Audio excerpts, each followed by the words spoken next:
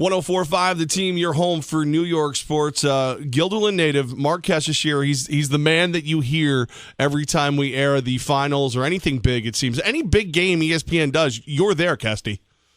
I'm very fortunate because after all these years, I'm like, well, this is my 13th NBA Finals.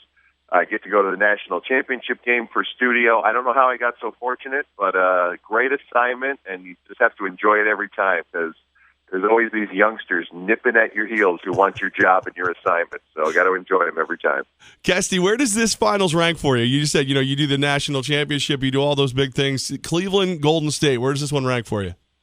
Well, we'll have to wait and see. We'll have to put it on the map and see what the games are. If it's anything like the Western Conference Finals, which unfortunately, it's fortunate I get to work the Eastern Conference Finals, but we didn't quite get the drama of Golden State and Oklahoma City. If we can get something like that, big leads lost and crazy three-pointers made, and you got LeBron James and Steph Curry, it could be right up there with some of the best that I've seen over the last decade and a half. But, we're going to have to see it on the floor because as good as Cleveland has played, I think to me, as I'm looking at this matchup, the way the Warriors came back down 3-1 and Steph Curry seems to be getting back toward 100%. In my mind, before they've even thrown the ball up for game one, I just like the way Golden State is playing. All of a sudden, it feels like the 73-win Warriors yet again.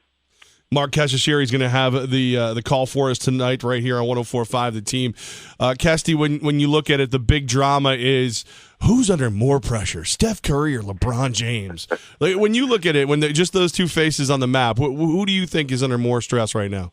Well, I think without even knowing backstories, I would say LeBron James, just because this is his 7th finals. He's only won 2 of the first 6. He's playing for a team that in a city that hasn't had a championship in 52 years. So it feels like the pressure would be on him. Yet, I think the Warriors know, and if they don't know, they've been told by all of us, if you don't finish off 73 wins with a championship, sorry, great regular season, but nobody's going to remember you. So in the big scheme, it feels like there's a little more pressure on LeBron, but there's certainly pressure on the Warriors to validate what they've done this year. Levack and Wolf, 104.5 The Team. Marc Kestecher with us breaking down the finals. The other, the fun has been just kind of picking up and picking apart everything LeBron says since Curry was named the unanimous MVP. Is that extra motivation for the King? I hope not. I know that, look, like we said earlier about the youngsters nipping at your heels. I mean, it's just kind of a rite of passage of time. LeBron did it to Kobe, a number of years ago. The thing with Steph and LeBron is, they're such different athletes. But look, you can dominate in different ways in this league. Steve Nash won back-to-back MVPs, for the way he was able as a maestro of the Phoenix Suns. So somewhere in the deep recesses of his mind, I guess it's natural, to have a little bit of jealousy and, see a guy who's getting all the press and all the, affirmation. But I do agree on some level that it depends on how you define most valuable player. Is it the best guy on the best team or is it the irreplaceable guy? Because look where LeBron came from and to a couple years ago, where he's on a Cleveland team that sure had some young talent, but, with a perpetual lottery team continually getting number 1 picks in the lottery, and then you plop the greatest player on the planet, quote unquote, into Cleveland, and all of a sudden, they go to the NBA Finals 2 straight years. So depends on definition, and I would, he wouldn't be human, I guess, if there wasn't a little bit of jealousy there. Kesty, it's funny because everyone I tell my theory to for the finals tells me I'm crazy, and I'm getting the impression you're going to say the same thing to me. I look at Cleveland, I look at LeBron, and I go, with Dellavedova, Amon Shumpert, and J.R. Smith, he took them to 6 last year against the Warriors. Now he's got Kyrie Irving, Kevin Love back. I kind of like the Cavs in this, and Amin Al-Hassan told me I was nuts. I'm not going to tell you you're nuts or you're crazy, because I do think just the straight math of it would suggest they should be in a much better position. I'll take the opposite side and say that with Love and Irving, and I don't know if this is what Amin mentioned, is, defensively, they're not as good. It's exactly what he said. Dellavedova got after Steph Curry last year. Now, did he run out of gas after 3 games? Quite possibly. And also, Steve Kerr made a change and went with a small lineup that the Cavs had no answer for. This year, Cleveland has an answer for the small lineup, and I think we're going to see a lot of small ball in this series. But as much as I could argue that you're going to have much better offense, and James doesn't have to do as much, and that's a good sign, too. I'm putting all these in the pro column for Cleveland.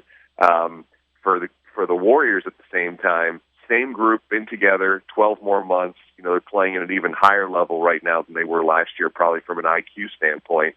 But the big factor for me, and we'll see as we get started tonight in Game 1, is will this well-oiled Cleveland machine that's got Kyrie Irving, fully engaged, his knee feels fine, Kevin Love, who can pop the three, who can also post you up, will it cost you on the defensive end when it's all said and done? Because that's the big question. Since Ty Lue took over, yes, they're playing faster, they're scoring more, but the defense has slipped a little bit. And, will that be a huge factor, especially not having home court? We'll find out. Yeah, Amin's line that I liked, and you might like it as well, was when you talk about the two teams scoring offense, it's like getting into a beauty contest with a supermodel when you go against Golden State. That's a perfect Amin El-Hassan. I love that. That's perfect. Gilderland's own Marc Kestecher joining us right now. He's got the call tonight, 9 o'clock Eastern time for the NBA Finals. When you look at this, I've seen like a lot of different setups. Who are your key players? I mean, everybody's going to talk about Steph. They're going to talk about Clay. They're going to talk about LeBron and the big three in Cleveland. But outside of those guys, who has to step up big for their team, for either team to have a chance? I think it's probably going to be guys that are matched up against each other. I think it's going to be Kevin Love for Cleveland, Draymond Green for Golden State. Because like you said, we know what Curry and Thompson can do. I mean, they're as dangerous as anybody in the league right now. And we know what LeBron James can do. I think Kyrie Irving is in a good place right now with his ability to drive to the basket and also his ability to shoot the three ball. But, for Kevin Love, we just came off an Eastern Conference Finals where he disappeared for games 3 and 4. So he's going to be huge, and how well he can defend is going to be the question mark. Can Ty Lue leave him on the floor at certain points of the game where he usually does leave Kevin Love on the floor? Will he be able to do that at certain times when Steve Kerr starts playing around with his lineup? And then on the other end for Draymond Green, we know how good he is and what he means to this team to get it going, but he's got to be careful as far as flagrant fouls are concerned. He's right up at the limit with 3 flagrant points this postseason. A flagrant 1 is a 1-game suspension. A flagrant 2 is a 2-game suspension. I know Golden State is deep, but that would be a huge hit. So the question is, to me, how does he play knowing that? Does he think about it? Does that affect his play? Steve Kerr told us yesterday in an interview that runs tonight pregame that there were a couple incidents in games 6 and 7 where things didn't go Draymond's way, and Steve Kerr didn't say anything to him, but he just noticed the body language was different. It wasn't argumentative. It wasn't something that would cost the team. So now he's going to do that for a whole new series. Right. That could be a huge factor.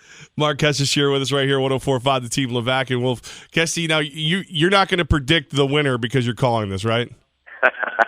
I probably shouldn't, and you know what? Even if I did, I have no idea. I just have a feeling it's going to be a long series. My gut, as I said at the start, tells me that Golden State, takes a huge sigh of relief getting by Oklahoma City, which was a nightmare for them, and I think that's what leads them to victory. Having lived in Cleveland 20 years ago for 3 years, my heart says, let's see Cleveland win one once. Those fans just, they're so desperate for a win, and they're waiting for the other shoe to fall. So that's my way of towing the fence and walking along that fine line without making a pick. But I think long and good series. So it wouldn't shock you if we go 7. To me after a couple days, we'll see if I still feel the same. So all right. So right now, not the teams, but how about 7 games? You think we'll get that fabulous 2 words, Game 7? I have a feeling we may, and with the expanded scheduling, buckle in. I'll be home on June 20th. Marc Kestecher. But Kesty, that means you that much longer until you actually get a break and stop living in airports. That's right, exactly. And I don't want to say it couldn't come too soon because I love my job, and Right. when you're doing it, it's the greatest. But yeah, it is a little bit of a grind. Though I have to say, the final schedule with all the days off in between isn't so bad. You kind of settle in, get your work done. It's just kind of hard on family and eventually on travel. But hey, we got into this business knowing you work weekends, you work holidays. And it's the greatest business when you love what you do. Yeah, and by work, we watch and talk about sports.